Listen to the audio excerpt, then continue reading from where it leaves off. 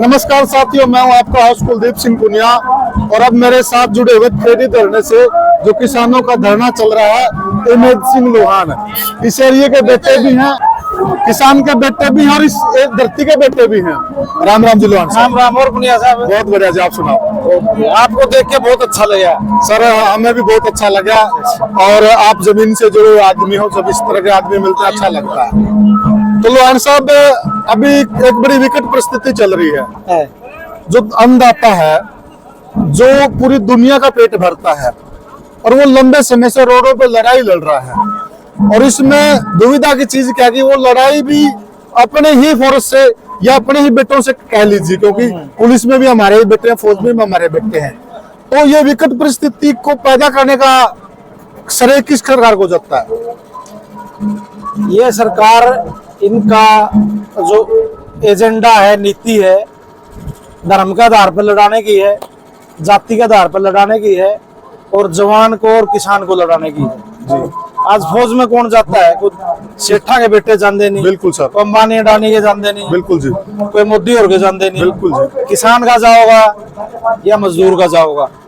तो उस साइड भी वो है और दूसरी साइड भी उस नाटक है किसान पुत्र है, उन्हें भी किसान पुत्र है। तो मैं तो जो हमारे फोर्स के जवान है उनसे भी निवेदन करता हूँ कि भाई तुम्हारी गोली लाठी चलेगी वो भी तुम्हारे भाइयों पर चलेगी। बिल्कुल। तो सरकार का हर आदेश मानने के लिए बाध्य भी नहीं है। लोकतंत्र में हक है सबको अपने आवाज। बीच में एक चीज और जोड़ना चाहूंगा। कल वहाँ एक किसान पुत्र मारा गया, केवल 21 वर्ष का था और कहीं न कहीं सुनने में ये आ रहा कि बाकी जांच का विषय है कि उसको गोली लगी है। तो इस पे भी थोड़ा सा बताइएगा।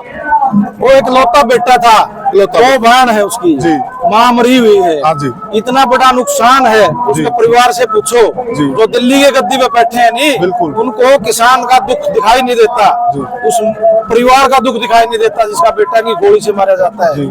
आने वाले समय में किसानों को, मजदूरों को और सारे जो संगठन है इनको इकट्ठा होना पड़ेगा, एक मंच पाना पड़ेगा और लड़ाई लड़के इनको गद्दी से उतारने का काम करना पड़ेगा। कहीं ये एक चीज और डाल रहे हैं, दुष्प्रचार कह लो या इनका एक जो मीडिया इस चीज को बड़ा हाईलाइट कर रहा है कि ये केवल हरियाणा और पंजाब के किसानों का आंदोलन है। ये प्रचार है जी, ये प्रचार है। आज आप मांग पत्र देखोगे, हर फसल का जी MSP आज मांग रहे हैं, चाहे वो उत्तर भारत में होती है, चाहे दक्षिण भारत में होती है, चाहे पूर्वी भारत में होती है। सबकी जो फसल होती है सबका MSP किसान मांगने का काम कर रहे हैं जी। फसल बीमा है वो सबके लिए है, कर्जा माफी है वो सबके लिए है। तो फिर हरियाणा पंजाब का कैसे कह सकते हैं?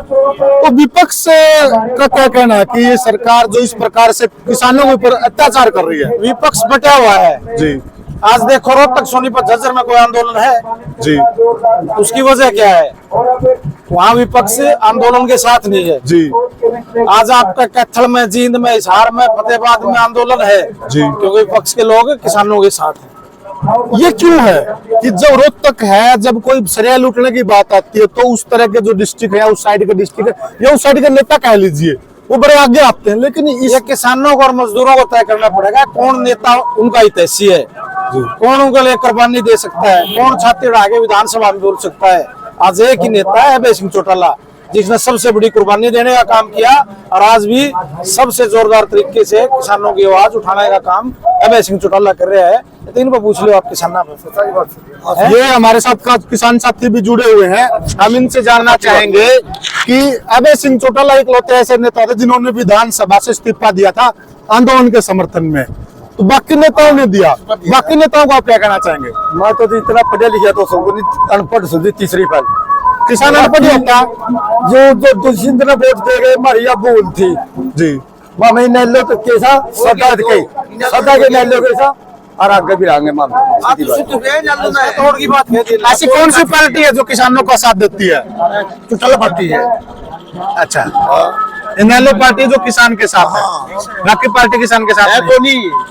तो तमाम किसान साथियों का कहना कि एकलौती ऐसी पार्टी है जिन्होंने किसानों का साथ दिया और वो है इनेलो, क्योंकि इकलौते ऐसे नेता थे जिन्होंने आंदोलन के समर्थन में त्याग पत्र दिया था। बाकी जनता जनार्दन आप तय कर लीजिए कौन कितने उस पानी में। जय हिंद।